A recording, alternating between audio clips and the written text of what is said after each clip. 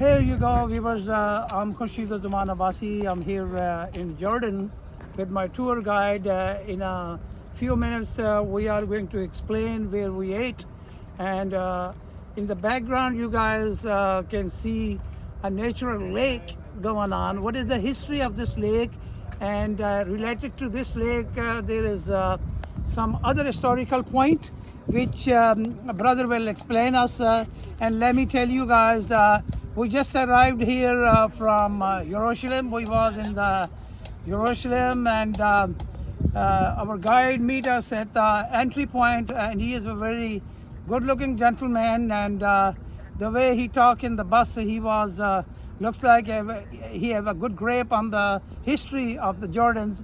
And definitely, luckily, if you have a good guide, he can explain the history of the historical places very beautifully. So first of all, brother, can you welcome to my channel, Zaman TV USA.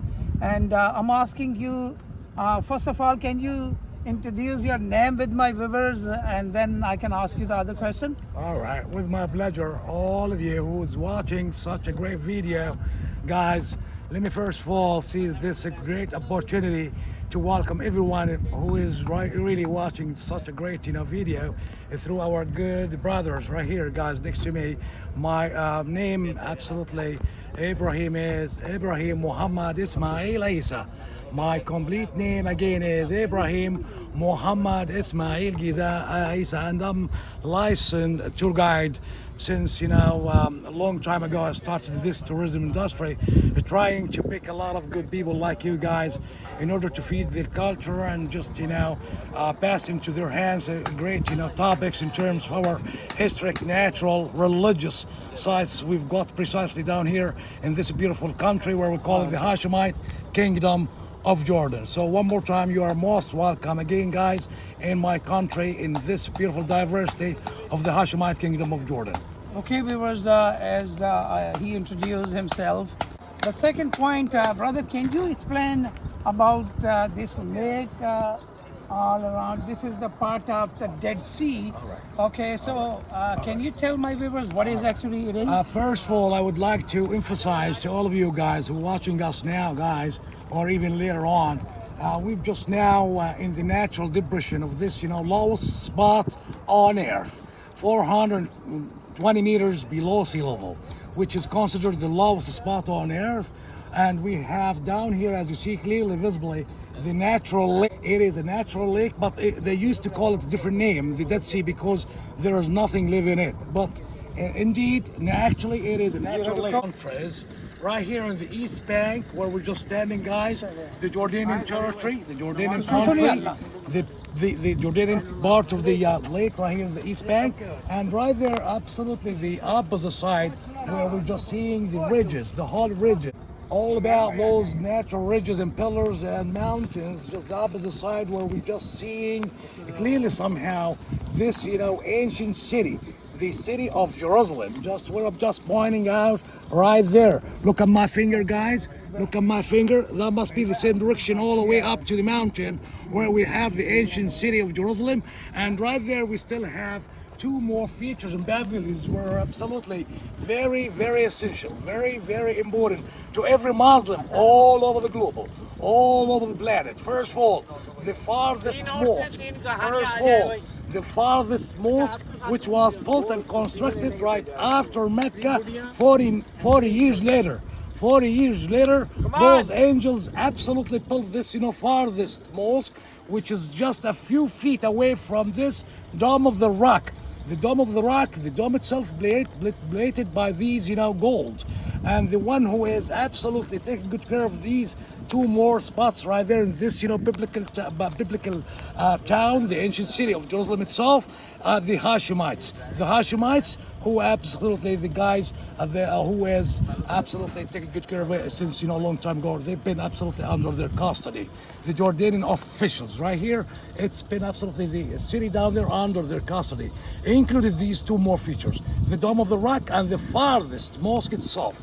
So we're just seeing from here, guys, the opposite side, which is not really far from over here, like 4 to 5 kilometers the distance from the east bank to the west bank. across this natural lake, this, beautiful lower, depression, where we've just now, guys, one more time, just to make sure and to take it into consideration sooner or later, 420 meters below sea level.